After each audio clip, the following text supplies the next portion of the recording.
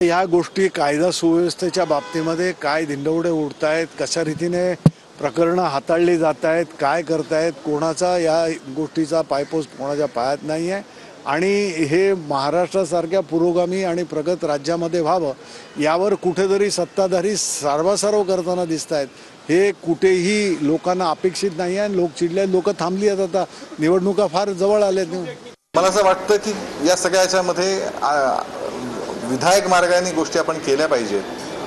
अशा पद्धतीने करून त्यातनं काहीच साध्य होत नसतं।